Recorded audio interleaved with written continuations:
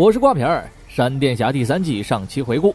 在未来，白瑞把萨维塔囚禁在了神速力之中，闪电时间线给了萨维塔一个机会，利用沃利逃出神速力。而如今萨维塔已经重获自由，白瑞重新向艾瑞斯求了婚，团队也在为着2个月后萨维塔刺杀事件做着重组的准备。目前来看，没有萨维塔的任何线索。同时，一名来自64世纪的未来罪犯来到了现在的时间线，他凭借着数百年后的技术以及植入人体的纳米科技，成为了顶级罪犯。在现场，白瑞找不到任何蛛丝马迹，而这位罪犯又转战了其他地方。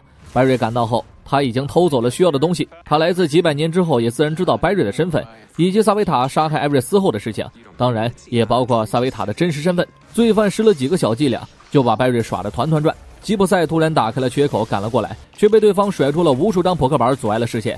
白瑞冲过去时，他已经逃之夭夭。罪犯叫咒语，体内的纳米技术让他成为了超人类般的存在。咒语是吉普赛所属组织中在逃的头号通缉犯，他横跨各种宇宙盗窃科技产物，吉普赛必须尽快把他抓回地球19接受审判。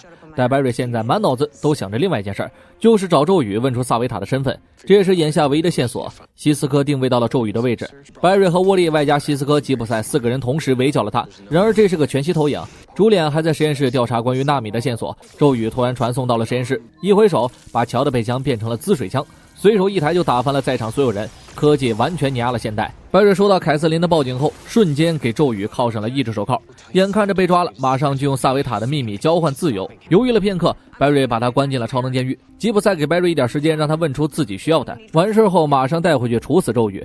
反而这种时候，咒语不想告诉白瑞了，除非让他脱离吉普赛的掌控。吉普赛一心想让咒语付出代价，是因为咒语曾杀害了他最亲近的人。白瑞还在犹豫该不该放走咒语，他是白瑞打败萨维塔最大的机会。艾瑞斯其实不同意放走咒语，比起其他人，他更相信白瑞才是拯救自己的人。乔根本不用考虑这么多，扛起枪就走到了咒语面前。为了救女儿，他可以违背警察的职责放走罪犯。乔如此坦诚地和他交易，咒语已经准备告诉他萨维塔的真实身份了。打开门的一瞬间，吉普赛暴躁地冲了过来，咒语立刻选择了逃跑。他偷走了斯旺曾经留下的科技。乔和凯瑟琳等人追了上去，全部被咒语炸伤。凯瑟琳被刺穿了腹部，内脏充斥着大面积的弹片，生命垂危，只剩下唯一的办法，摘下项链让他成为冰霜杀手。凯瑟琳宁死也不会变成冰霜杀手，他打算自己给自己做手术。吉普赛因此和乔大吵一架，最终他把曾经的事情告诉了西斯科。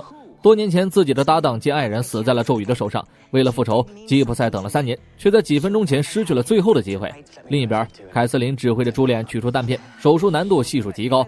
朱莉安取出最后一片弹片后，凯瑟琳昏睡了过去。吉普赛也查出了咒语偷走科技产物的原因，打造一台时光机，一台能让他跨越43世纪的时光机。这些零件恰好和2年前送走斯旺时用的材料一模一样。现在要放下恩怨，协助吉普赛抓住咒语。白瑞和沃利阻挡在虫洞门前，追击咒语，防止他穿过虫洞。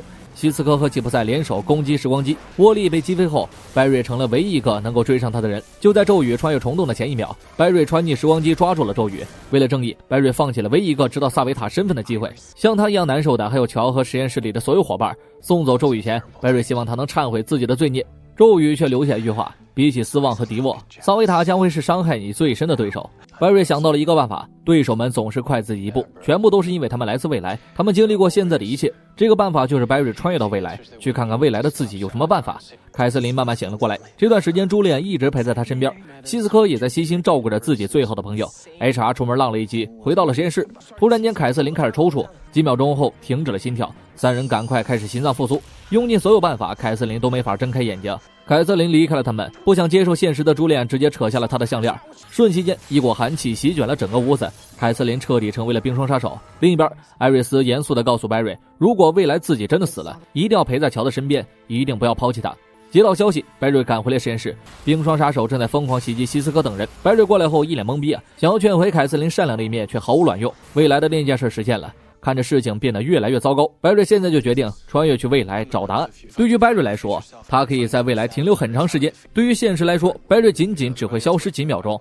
沃利帮助白瑞提速，以此帮助白瑞冲破时空前往未来。和穿越到过去的方式不一样，白瑞此行将会达到一个未知的世界。2024年，白瑞来到了现在时间线的8年后，刚落地就遭到了迪伦和山姆的袭击。8年后的城市杂乱无章，白瑞选择先撤离战场，来到自己和艾瑞斯的家，里面残破不堪。艾瑞斯早就在4年前被萨维塔杀害，很久没有人居住过。未来的西斯科找到了白瑞，希斯科变得颓废，而且一眼就看出了白瑞是来自过去。根据白瑞战符的设计，希斯科一下就猜到了白瑞来自萨维塔所在的时间。白瑞必须找到未来的自己，问个究竟。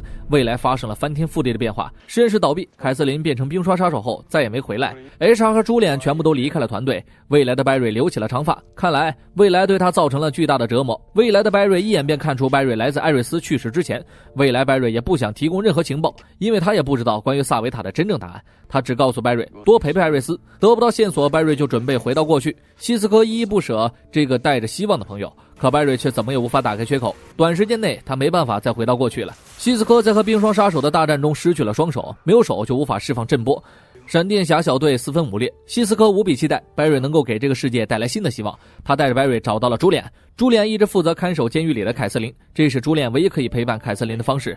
所有人对未来的白瑞都充满了意见，似乎小队解散和未来的白瑞息息相关。凯瑟琳也看出来白瑞来自过去，在他成为冰霜杀手后，就开始和萨维塔合作。冰霜杀手是唯一一个知道萨维塔真正面目的人，但他却不想说，因为萨维塔给了他白瑞给不了的东西。冰霜杀手只告诉白瑞，等你发觉真相之后，肯定会大吃一惊。白瑞和希斯科又找到了沃利，沃利彻底变成了呆子，目中无神。艾瑞斯死的当晚，沃利愤怒地跑去找萨维塔复仇。第二天，乔发现了沃利倒在地上，脊椎完全粉碎。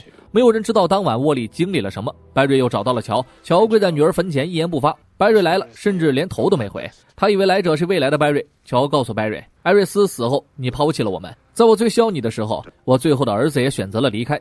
乔独自一人承受了4年的痛苦。白瑞这次彻底愤怒了，他找到未来的自己，怒斥他为什么要抛弃乔，明明答应了艾瑞斯，为什么食言。未来的白瑞被戳中痛处后也开始暴走，他说自己为了打败萨维塔拯救艾瑞斯做了任何能做的事情，甚至创造了一群时间残留，但这些时间残留的闪电侠几乎被萨维塔杀了个精光，只活下来一个。艾瑞斯死后敲碎了白瑞的心，这些年来闪电侠已经消失在了世人面前，失去了艾瑞斯，失去了沃利，失去了凯瑟琳。4年后才把萨维塔封印在了神速力之中，但一切都晚了。白瑞忍受不了未来的自己，他必须选择立刻回到过去，改变现在发生的一切。希斯科想让他留下来，带给大家希望，所以在白瑞穿越时动了手脚，但现在他放弃了，白瑞早晚都会抛弃他们。白瑞最终决定留下来，给自己最好的哥们儿带来生活的希望。他们召集了整个团队， HR 正忙着跟群迷妹朗读自己的小说，突然被拉到了实验室。白瑞说不管发生什么，自己都不会抛弃朋友第二次。也就在此时，山姆和迪伦开始犯罪，闪电侠小队重新集结，离别了4年却依旧默契十足。 HR 翻箱倒柜掏出了自己最爱的鼓槌，白瑞被迪伦的能力整得头晕目眩，可这群罪犯也学会了进步，两个人的组合技让白瑞处在一个镜像的颠倒世界。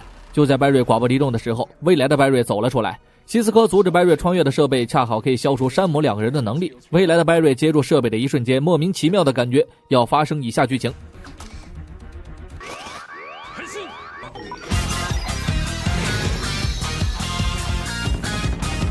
未来的白瑞穿着未来的战服赶来支援，很快就把山姆夫妇抓了起来。闪电侠重新给城市带来了希望，白瑞不但给人们带来了希望，还让未来的白瑞认识到了错误。未来的白瑞决定自己维持这个大家庭。送白瑞回到过去前，他说出了一个线索：艾瑞斯死后，一位叫做崔西的博士帮他打造了一个封印萨维塔的仪器。如果白瑞能够提前找到他，并且帮助他提早4年研发仪器，便可以战胜萨维塔。如果不行，就多陪陪艾瑞斯。白瑞回到了过去，时间仅仅过了几秒，崔西成为了白瑞最后的机会。白瑞告诉乔，不管未来发生什么，自己都会陪在他身边。此时逃走的冰霜杀手找到了萨维塔，起初他不想和萨维塔为伍，直到萨维塔卸下了盔甲，看到真面容后，冰霜杀手完全信任了萨维塔。白瑞这边开始着手寻找崔西，在一所研究所，他们找到了崔西。崔西这会儿是个疯狂的科学家，疯狂到别人都把他当成了疯子。他关于极速者的理论一直没有人相信，只不过想找到他的人不只是白瑞。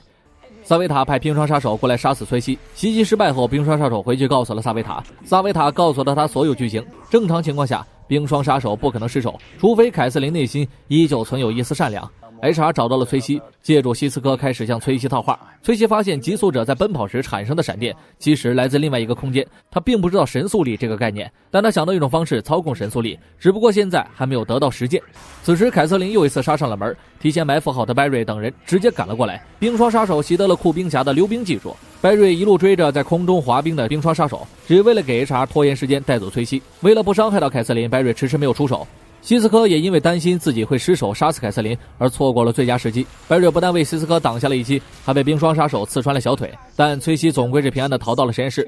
白瑞把未来的事情告诉了崔西，短时间接受不了这么多信息量，崔西选择了离开。现在离开反而会给冰霜杀手制造机会。HR 根据未来白瑞留下的线索找到了一些蛛丝马迹，他找到了坐在伽利略石碑前的崔西，鼓舞士气催动人心这件事儿是 HR 的超能力。另一边，乔和塞西尔有了些矛盾。塞西尔并不知道闪电侠就是白瑞，乔为了隐瞒这个秘密只能暂时分手。